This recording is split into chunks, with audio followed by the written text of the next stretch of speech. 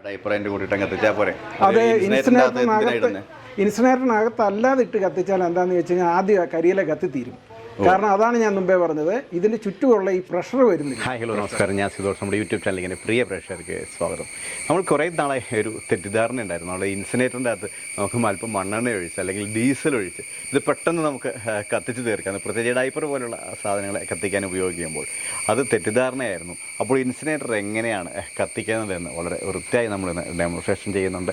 അതേപോലെ തന്നെ കേരളത്തിലെ ഏറ്റവും വിലക്കുറവിൽ, വളരെ വിലക്കുറവിൽ 6800 രൂപ തൊട്ട് സ്റ്റാർട്ടിംഗ് പ്രൈസിൽ നമ്മുടെ ഇടുക്കിയിൽ നിന്നും കട്ടപ്പനയിൽ നിന്നും ഒരു ചേട്ടൻ്റെ സംരംഭമാണ് നമ്മളിന്ന് പരിചയപ്പെടുന്നത്. ഇപ്പോൾ എല്ലാ വീടുകളിലേക്കും ഇൻസിനേറ്റർ ആവശ്യമാണ്. അപ്പോൾ എന്താണ് നല്ല ഇൻസിനേറ്റർ, എങ്ങനെയാണ് ക്വാളിറ്റിയുള്ള ഇൻസിനേറ്ററുകൾ നിർമ്മിക്കുന്നത് എന്നുള്ള എല്ലാ ഡീറ്റെയിൽസും നമുക്ക് ഈ വീഡിയോയിൽ കാണാം. ഇന്ന് നമ്മൾ പരിചയപ്പെടുന്നത് ഒരു ബിനോയ് ചേട്ടനെയാണ്. ബിനോയ് ചേട്ടൻ്റെ അടുത്ത് ഒരു ഇൻസിനേറ്റർ ഉണ്ട്. അപ്പോൾ എല്ലാവർക്കും ഉള്ളൊരു സംശയം, എല്ലായിടത്തും ഇൻസിനേറ്റർ ഉണ്ടല്ലോ, പിന്നെ ഈ ബിനോയ് ചേട്ടൻ്റെ ഇൻസിനേറ്ററിന് എന്താണ് പ്രത്യേകത എന്നാണ്. ശരിയല്ലേ ബിനോയ് ചേട്ടാ? ശരിയാണ്, തീർച്ചയായിട്ടും ശരിയാണ്. കേരളത്തിൽ തന്നെ ഒരു നല്ല രീതിയിൽ പ്രവർത്തിക്കുന്ന 25ഓളം ഇൻസിനേറ്റർ മാനുഫാക്ചേഴ്സ് ഉണ്ട്. പക്ഷേ എങ്കിലും ഒരു യഥാർത്ഥ കാര്യം എന്നാന്ന് വെച്ച് കഴിഞ്ഞാൽ, ഒരു കുറഞ്ഞ വിലയ്ക്കോ അല്ലെങ്കിൽ പെട്ടെന്നോ പലർക്കും ഇൻസിനേറ്റർ പ്രാപ്യമാകുന്നില്ല. അതെ, വലിയ വിലകളാണ് ഒരു വലിയൊരു പ്രശ്നം. പിന്നെ ഇത്രയും കാലം നമ്മളാരും അറിയാത്തൊരു കാര്യം ഇന്ന് നമ്മളിവിടെ പറയുകയാണ്. അതായത് നമ്മൾ ഈ ഡൈപ്പർ കത്തിക്കുമ്പോൾ സാധാരണ മണ്ണെണ്ണയും അതേപോലെ തന്നെ മറ്റ് ഇത് ഒഴിച്ചു കൊടുക്കാറുണ്ട്, കൂടുതൽ കത്തുമെന്നോർത്ത്. ഇതൊക്കെ വെറും മണ്ടത്തരമായിരുന്നു എന്ന് ഇന്ന് ബിനോയ് ചേട്ടൻ പറഞ്ഞപ്പോഴാണ് ഞാനടക്കം മനസ്സിലാക്കുന്നത്. കാരണം ഞാൻ പല വീഡിയോ ഇതിന് മുമ്പ് ചെയ്യുമ്പോൾ ആൾക്കാർ എൻ്റെ അടുത്ത് ചോദിച്ചിട്ടുണ്ട്, ചേട്ടായി നിങ്ങളത് പെട്രോൾ ഒഴിച്ചല്ലേ കത്തിക്കണേ? പക്ഷെ പെട്രോൾ ഒഴിച്ചാൽ ഈ ഡൈപ്പർ കത്തിപ്പോവില്ല. ഒരിക്കലും ഡൈപ്പർ കത്തില്ല. കാരണം ഡൈപ്പറിനകത്ത് ഒരു ജെല്ലാണുള്ളത്. ആ ജെല്ലിലേക്ക് നമ്മൾ മണ്ണെണ്ണയോ പെട്രോളോ മറ്റെന്തെങ്കിലും അങ്ങനെ കത്താൻ ഉപകരിക്കുന്ന ഒരു ദ്രാവകം ഒഴിച്ചു കൊടുത്തു കഴിയുമ്പോൾ എന്താ പറ്റുന്നത്, പെട്ടെന്ന് ആളിത്തീരും. ആ പുറമേയുള്ള പ്ലാസ്റ്റിക് മാത്രമേ കത്തത്തുള്ളൂ, അകത്തുള്ള ജെല്ല് പോവുകയില്ല. ആ ജെല്ലാണ് ശരിക്കും ഈ വാട്ടർ അബ്സോർബ് ചെയ്യുന്നത്. ഓക്കെ, അത് വലിയൊരു ഇൻഫർമേഷനാണ്. അപ്പോൾ ഇൻസിനേറ്റർ എന്ന് പറഞ്ഞു കഴിഞ്ഞാൽ ശരിക്കും അത് മലയാളത്തിൽ ഇൻസിനേറ്ററിൻ്റെ അർത്ഥം ദഹിപ്പിക്കുക എന്നുള്ളതാണ്. അതെ. അപ്പോൾ ഇതിനകത്ത് വരുന്നത് എന്നാന്ന് വെച്ചാൽ ചുറ്റുമുള്ള ചൂടും താഴെ നിന്നുള്ള ചൂടും എന്നാന്ന് വെച്ചാൽ ഹൈ പ്രഷറാണ്, അല്ലെങ്കിൽ ഒരു ഹൈ വോളിയത്തിലാണ് ഇതിനകത്ത് തീ വരുന്നത്. സാധാരണ നമ്മളൊരു അടുപ്പിൽ കത്തിക്കുന്ന തീ പോലല്ല. ഇൻസിനേറ്ററിൽ തീ കത്തുമ്പോൾ അതിനകത്ത് പവർ ഭയങ്കര കൂടുതലാണ്. അപ്പോൾ അതുകൊണ്ട് തന്നെ ഈ പ്രഷറും, നമ്മൾ പ്രഷർ കുക്കറിലൊക്കെ എന്തെങ്കിലും ചെയ്യുന്ന പോലെ ഈ പ്രഷറും കൂടുതൽ വരുന്നുണ്ട്, ഈ തീയും വരുന്നുണ്ട്. അതുകൊണ്ട് അങ്ങനെ പുകയില്ലാതെ തന്നെ ഇത് കത്തിത്തീരും. ഈ 4 സൈഡിൽ നിന്ന് ഒരേ ഹീറ്റ് ജനറേറ്റ് ചെയ്ത് കിട്ടുന്നതുകൊണ്ടാണ് ഇതിങ്ങനെ കത്തിപ്പോകുന്നത്. അതെ, കാരണം ഇതിന് ചുറ്റും ഉള്ള പ്രത്യേകിച്ച് മെറ്റലാണ്. തകിട് പഴുക്കുമ്പോൾ അതിൽ നിന്നുള്ള ഒരു ചൂട്. പിന്നെ വലിയ ആശുപത്രികൾ പോലുള്ള സ്ഥാപനങ്ങൾക്കൊക്കെ ആണെങ്കിൽ നമ്മൾ അതിനകത്ത് റിഫ്രാക്ടറി ബ്രിക്സ് അലൈൻ ചെയ്യും. മനസ്സിലായി. അതുപോലെ റിഫ്രാക്ടറി സിമെന്റ് അലൈൻ ചെയ്യും. ഓക്കെ. അപ്പോൾ ചൂട് ഒരു 650 ഡിഗ്രി സെൽഷ്യസിന് മുകളിലേക്ക് പോകും. അത് കോൺസ്റ്റന്റ് ആയിട്ട് നിൽക്കും. ഓക്കെ.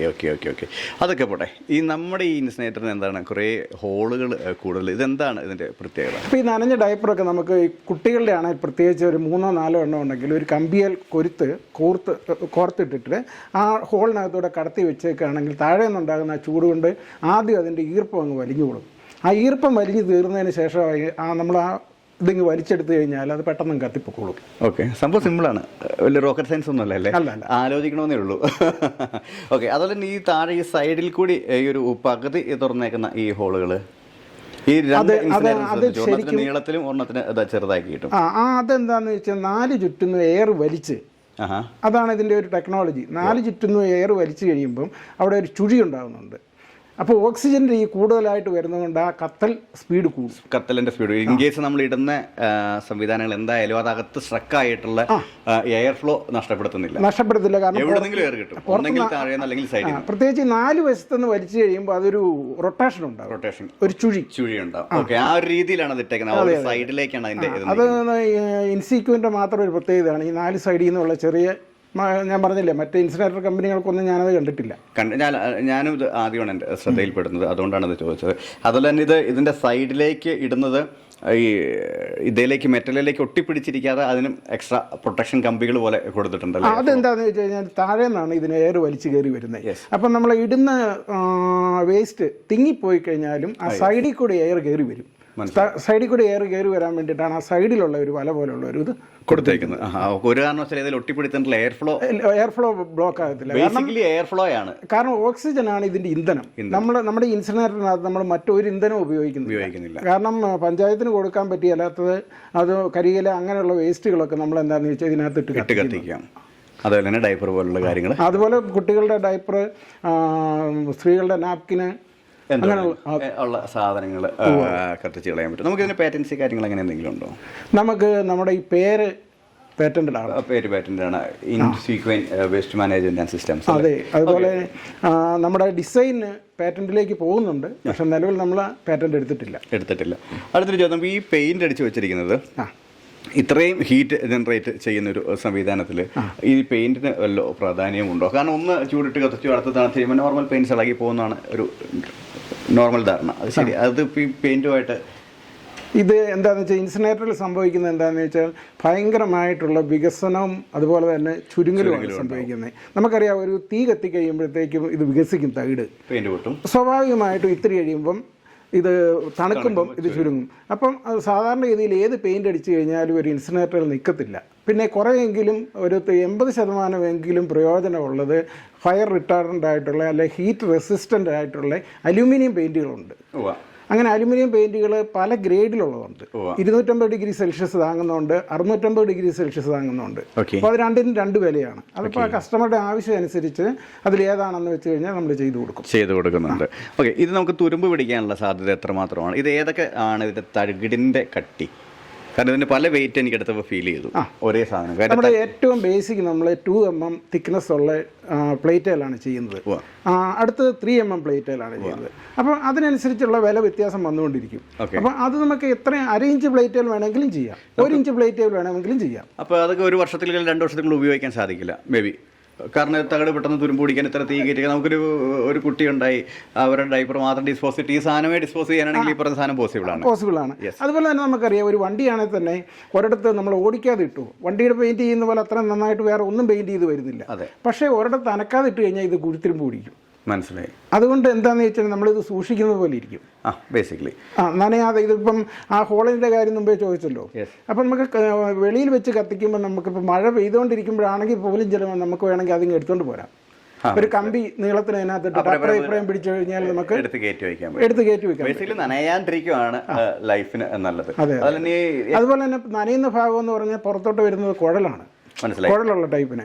അപ്പോൾ നമുക്ക് 2 ടൈപ്പ് കുഴൽ നമ്മൾ കൊടുക്കുന്നുണ്ട്. MS ആകുമ്പോൾ വിലക്കുറവാണ്, പക്ഷേ SS ആണെങ്കിൽ ഒരിക്കലും പോകത്തില്ല. SS 304 ആകുമ്പോൾ ഒരിക്കലും അത് നശിച്ചു പോകത്തില്ല. അത് നമ്മുടെ ഉയരം എത്ര അടി ഉയരം വേണമെങ്കിലും നമുക്ക് കൊടുക്കാം. ഇപ്പോൾ ചിലയിടത്തെന്ന് പറഞ്ഞു കഴിഞ്ഞാൽ 2 നിലയുടെ മേളിൽ പോകളേണ്ട ഒരു അവസ്ഥ വരും. അങ്ങനെ വരുമ്പോൾ എന്നാന്ന് വെച്ചാൽ നമുക്ക് കണക്ട് ചെയ്ത് കൊടുക്കാം. ഓക്കെ.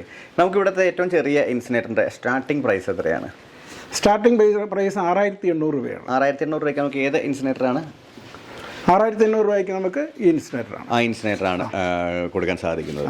ഓക്കെ, ഇതും അത്യാവശ്യം. ഇതിന് നമുക്ക് ഇൻസിനേറ്റർ എന്ന് പറയുമ്പോൾ കേരളത്തിൻ്റെ പല ഭാഗത്താണ് ആവശ്യം. നമുക്കിത് കൊറിയർ ഫെസിലിറ്റി സംവിധാനങ്ങളുണ്ടോ? അതെ, നമ്മൾ ഓൾ കേരള കൊറിയർ ചെയ്യുന്നതാണ്. അതിൻ്റെ ഈ 6800 പ്ലസ് ആണ് വരുന്നത്. അത് പ്ലസ് വരും. ഇനി വിളിച്ചിട്ട് പിന്നെ GST കൂടി എന്ന് പറയുമോ? GST പ്ലസ് അല്ലേ വരുന്നത്? 6800 പ്ലസ് GST ആണ്. കറക്റ്റ്. അതല്ലെങ്കിൽ പിന്നെ വിളിച്ചിരുമ്പോൾ അയ്യോ പറഞ്ഞ വിലയല്ലല്ലോ, പ്ലസ് GST ആണ് വരുന്നത്. അതല്ല കൊറിയർ ചെയ്യേണ്ടവർക്ക് അതിന്റെ കൊറിയർ ചാർജും കൂടെ എക്സ്ട്രാ വരും.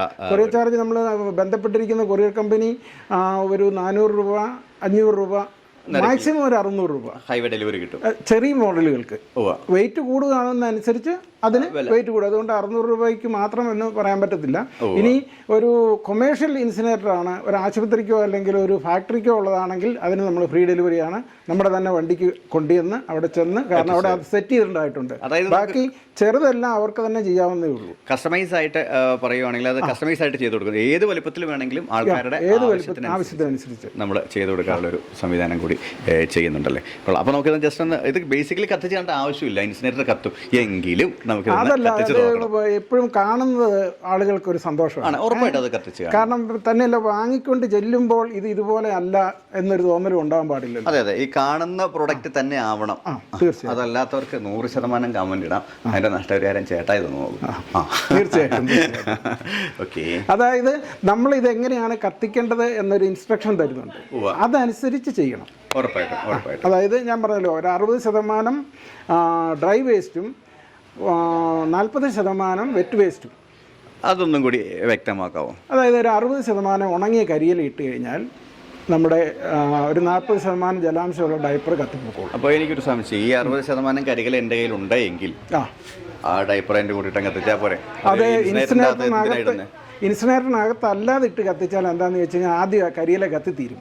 കാരണം അതാണ് ഞാൻ മുമ്പേ പറഞ്ഞത്, ഇതിന് ചുറ്റുമുള്ള ഈ പ്രഷർ വരുന്നില്ല.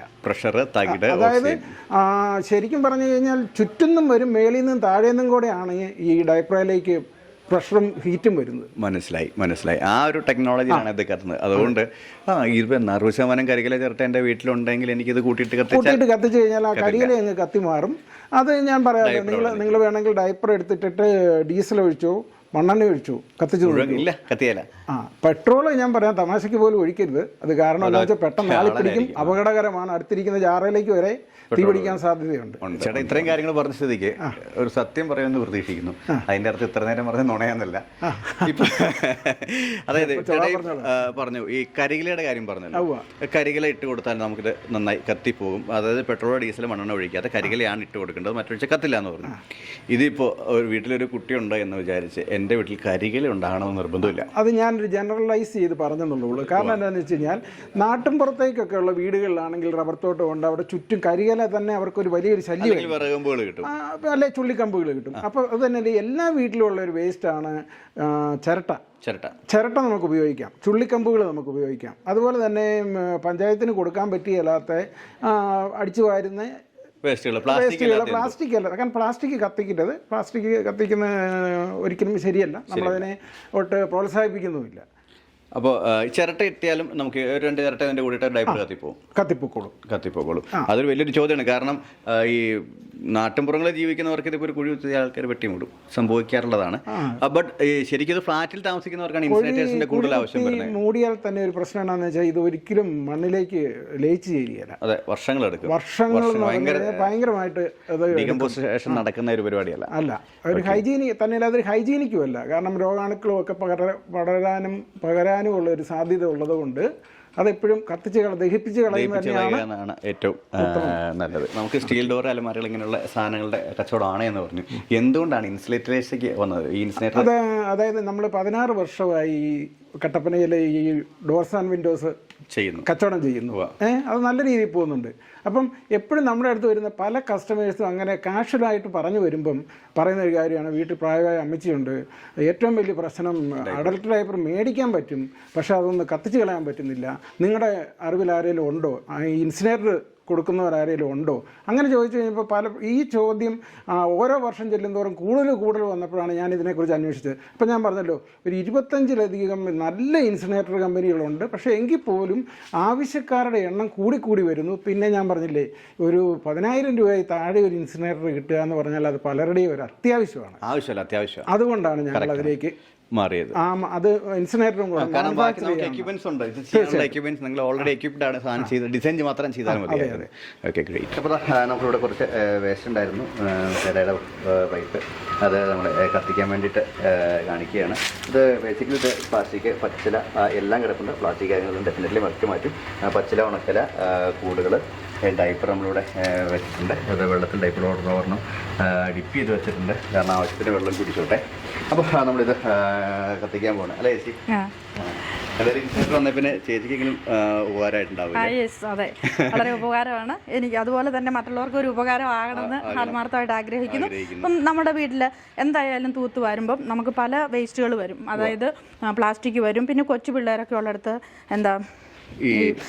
ബിസ്ക്കറ്റ് കൂട് ചോക്കോസിൻ്റെ അതൊക്കെ നമ്മൾ ആദ്യമേ എടുത്ത് മാറ്റണം. ഇങ്ങനെയുള്ളതൊക്കെ ഒന്നും നമ്മൾ കത്തിക്കാൻ പാടില്ല, അത് നമ്മൾ പ്രൊമോട്ട് ചെയ്യുന്നുമില്ല. ഇങ്ങനെയുള്ളതെല്ലാം നമ്മൾ എടുത്ത് മാറ്റിയതിന് ശേഷം ഷിമ്മിക്കൂട്, ബിസ്ക്കറ്റ് കവറ് ഇതെല്ലാം ഉണ്ട്, അതെല്ലാം നമ്മൾ എടുത്ത് മാറ്റി. ഈവൻ നമുക്ക് മാഗി പൊട്ടിക്കുമ്പോൾ പോലും ഒരു ചെറിയ കവർ വരുന്നുണ്ട്, അതുപോലെ നമ്മൾ എടുത്ത് മാറ്റിയതിന് ശേഷം പച്ചക്കരിയില ഇതെല്ലാം തൂത്തുവാരി നമ്മൾ കത്തിക്കുന്നു, ഇതിനകത്തേക്ക് ഇട്ട് കത്തിക്കുന്നു. അടുത്തത് നമ്മൾ കത്തിക്കുന്നു. ഇതിൻ്റെ അകത്ത് ബേസിക്കലി ഇപ്പോൾ നമ്മൾ കണ്ട കരികില പേപ്പറെല്ലാം ഫില്ല് ചെയ്തിട്ടുണ്ട്. ഇത് മുകളിൽ നിന്നാണ് താഴെ നിന്നാണ് കേട്ടോ കത്തിക്കേണ്ടത്. നമുക്ക് രണ്ട് തരത്തിലും കത്തിക്കാം, പക്ഷെ മേളിൽ നിന്ന് കത്തിച്ച് കൊടുക്കുന്നതായിരിക്കും എപ്പോഴും പുക കുറവായിരിക്കും. താഴെ നിന്ന് കത്തിക്കേറി വരുമ്പം കൂടുതൽ പുക വരും. ഓക്കെ, ഇതിപ്പോൾ പേപ്പർ ആയതുകൊണ്ട് തന്നെ നല്ല രീതിയിൽ കത്തുന്നുണ്ട്. അതൊരു വലിയ കാര്യമായിട്ട് എനിക്ക് തോന്നുന്നില്ല. നമ്മുടെ ആവശ്യം എന്ന് പറയുന്നത് കാണേണ്ടത് നമുക്ക് ഡയപ്പർ കത്തുന്നതാണ്. ഇച്ചിരി ഒന്ന് കത്തി ഇറങ്ങിക്കോട്ടെ, അതാണ് ഞാൻ പറഞ്ഞത്. കമ്പിയിൽ ഓക്കെ, നമ്മളിപ്പോൾ ആദ്യത്തെ ഈ സമയം നമ്മൾ ശരിക്കും ഇത് പേപ്പറാണ് കത്തുന്നത്. ഇതെങ്ങനെയായാലും കത്തും. നമുക്ക് വെയിറ്റ് ചെയ്യുന്നത് ഡയപ്പർ ഇട്ട് കത്തി കാണുന്നതിനാണ്. അതിൻ്റെ ചാരം താഴെ നിന്ന് വടിച്ചു മാറ്റാനുള്ള സൗകര്യങ്ങളെല്ലാം അവർ കൊടുത്തിട്ടുണ്ട്. അതിലെന്താ ഒരു കമ്പി കഷ്ണം തന്നിട്ടുണ്ട് ചാരം മാറ്റുന്നതിന് വേണ്ടിയിട്ട്. ആ ചാരം നമുക്കതിൻ്റെ താഴെ നിന്ന് കത്തി ഇവിടുന്ന് വടിച്ചെടുത്ത് പുറത്തേക്ക് കളയാം. ഇപ്പോൾ നമ്മൾ സുഷിരങ്ങളുള്ള ആ ഒരു മോഡലാണ് കത്തിച്ച് കാണുന്നത്. ഇത് നമുക്കൊരു മൊത്തം ഇത് എത്ര മിനിറ്റ് നമുക്ക് സമയമെടുക്കും? ഇതിനകത്ത് ഇപ്പോൾ പച്ചയിലയും കൂടെ ഉള്ളത് കൊണ്ട് നമുക്കൊരു 10 മിനിറ്റ് വരെ എടുക്കാം. അതൊക്കെയാണ് സത്യം. അതായത് ഇട്ട് 1 മിനിറ്റ് കൊണ്ട് 2 മിനിറ്റ് ഉണ്ടെന്നും ഇല്ല, കത്തി തീരത്തില്ല. ഡയപ്പർ അഡൾട്ട് ഡയപ്പർ ആണെങ്കിൽ അത് പൂർണ്ണമായിട്ടും ചിലപ്പോൾ കത്തി തീർന്നില്ലെന്നിരിക്കും. അത് പിറ്റേ ദിവസം വീണ്ടും കത്തിക്കുമ്പം അതിനകത്ത് ഉണങ്ങിയ കഷ്ണം മാത്രമേ കാണുള്ളൂ. ഓക്കെ, അത് തീർച്ചയായിട്ടും കത്തിപ്പോക്കോളും. ഓക്കെ, നമുക്ക് പിന്നെ ഒരു പരിധിക്കുള്ളൊന്നും പേപ്പറിൻ്റെ ഇലകളുടെ ആവശ്യം വരുന്നില്ലല്ലോ. ഇല്ല. നമ്മൾ ഡയപ്പർ വെള്ളത്തിൽ നന്നായിട്ട് മുക്കി വെച്ചിരിക്കുന്നു. ശരിക്കും വെള്ളം കുടിച്ച് തൂങ്ങിയാലാണ് നമ്മളത് കത്തിക്കാൻ ഇടുന്നുള്ളൂ. ഒന്ന് കാണിക്കുക ചേച്ചി. ഇതാണ് ഡയപ്പറിൻ്റെ അവസ്ഥ. 100% വെള്ളം കുടിച്ചു. ഇനി അത് മീൻസ് വെള്ളത്തിലേക്ക് ഇടാം. കത്തിക്കുന്നതിന് വേണ്ടി ഇടുന്നു. നമ്മൾ ഇതിലേറ്റവും പ്രത്യേകിച്ച് ശ്രദ്ധിക്കേണ്ട ഒരു കാര്യം എന്ന് പറയുന്നത് തീ കത്തുന്നതിന് മുമ്പ് ഇതിടരുത്. ബേസിക്കലി ഇത് നമ്മളിവിടെ നേരത്തെ തന്നെ കത്തിച്ച് ഇപ്പോൾ നമ്മളൊരു 3 മിനിറ്റ് 4 മിനിറ്റ് കൂടുതൽ ഇവിടെ നമ്മൾ ആദ്യം കണ്ട ഇലകൾ കത്തിയിരുന്നു. ആ ഇലകൾ കത്തിയിരുന്ന് ഈ സംവിധാനം ചൂടായതിന് ശേഷം മാത്രമാണ് ഡയപ്പർ അതിലേക്ക് നമ്മൾ കോർത്തിടാൻ പോകുന്നത്. അതാണ് പ്രത്യേകിച്ച് ശ്രദ്ധിക്കേണ്ടത്. അവർ 2 ഡയപ്പർ എടുത്തിട്ടുണ്ട്. അത് മതി ചേച്ചി, ഇതെല്ലാം കൂടെ നമുക്ക് 2 എണ്ണമൊക്കെ കത്തിക്കേണ്ടാൽ മതി. 2 എണ്ണം നമ്മളതിൻ്റെ മുകളിലേക്ക് ഇങ്ങനെ ഈ ഒരു സംവിധാനത്തിലാണ് വെച്ച് കൊടുക്കുന്നത്. ഇത് ആദ്യമാണെങ്കിൽ ഹോളിനകത്തോട് ഇട്ട് വെച്ചേക്കാം. അതായത് നമ്മൾ ഈ ഇല ഇട്ട് ഇത്രയും ഫില്ല് ആകുന്നില്ല എങ്കിൽ ഇതിന്റെ മുകളിൽ തന്നെ നമുക്ക് ആദ്യമേ തന്നെ ഫിക്സ് ചെയ്ത് തന്നെ ഈ ഡയപ്പർ വെച്ചിട്ട് അതിന്റെ മുകളിലേക്കും കൂടെ വേസ്റ്റ് ഇട്ടേക്കാം. അപ്പോൾ ഇത് കുറച്ചുകൂടെ കുറച്ചും കൂടി പെട്ടെന്ന് നേരത്തെ കത്തും. കാരണം ഉണങ്ങി കിട്ടും. ചേട്ടാ പറഞ്ഞാൽ ആദ്യം ഒരു ഉണക്കം വരും. ഇതിപ്പോൾ അങ്ങനെയല്ല ചെയ്തത്. ബട്ട് നിങ്ങൾക്ക് അങ്ങനെയും ചെയ്യാം. ഇനി നമുക്കിത് കത്തിപ്പോകുന്നുണ്ടോ എന്ന് നോക്കിയാൽ ഇത് കത്തിപ്പോകും. കാരണം ഞാൻ തന്നെ ഇൻസിനേറ്റേഴ്സിൻ്റെ വീഡിയോസ് ചെയ്തിട്ടുണ്ട്. 100% കത്തിപ്പോകും. ഇതിലെന്താണ് മാറ്റം വരുന്നതെന്നാണ് അറിയേണ്ടത്. ഈ ഒരു ഹോളുകളുടെ വ്യത്യാസം, ഈ സൈഡിൽ കൂടെ കാണുന്ന ഈ ഹോളുകളുടെ വ്യത്യാസം. ബട്ട് എനിവേ തീ നന്നായിട്ടുണ്ട്. പുക ക്യാമറയിൽ കിട്ടാനുള്ള പുകയില്ല. ബട്ട് കത്തിക്കുന്ന സമയത്ത് പുകയുണ്ടായിരുന്നു. കത്തിക്കുന്ന സമയത്ത് എന്താണെങ്കിലും തന്നെ പിന്നെ പുകയില്ലാണ്ടിരിക്കില്ല. ആ ഒരു പുക എന്തായാലും ഉണ്ടാകും. കുറച്ച് പച്ചലയും കൂടെ ഉണ്ടായിരുന്നു. അതും പച്ചല കത്തുമ്പോൾ പുക എന്തായാലും ഉണ്ടാകുമല്ലോ. അപ്പോൾ അത് ഇത്രയേ ഉള്ളൂ കാര്യങ്ങൾ. ഇതിൻ്റെ പോക്കുകളുള്ള മോഡലുണ്ട്. അതും കൂടി നമ്മളൊന്ന് കത്തിച്ച് നോക്കുന്നുണ്ട്. പോക്കുകളുള്ള മോഡൽ അതിൽ നിന്ന് പുക അപ്പോൾ ഈ ഒരു കാണുന്ന വളരെ ചെറിയൊരു പുക പോകുന്നുണ്ട്. ആ പുക നമുക്ക് നേരെ വീടിൻ്റെ മുകളിലേക്ക് വിടാൻ സാധിക്കും. അതല്ലെങ്കിൽ ബേസിക്കലി ഞാൻ നോക്കിയിട്ട് 6800 രൂപയ്ക്ക് ഈ ഒരു സ്കീം പിടിക്കേണ്ട കാര്യമേ ഉള്ളൂ. ചേച്ചി വീണ്ടും പേപ്പർ ഇടുന്നുണ്ടല്ലോ. ആവശ്യമുണ്ടോ? ഇല്ല, കുറച്ചുകൂടെ അത് പെട്ടെന്ന് കത്തിത്തീരും. എന്തായാലും 2 കഷ്ണം പേപ്പർ ഇട്ടിട്ടുണ്ട്. അതാരും ഇല്ല എന്ന് പറയണ്ട.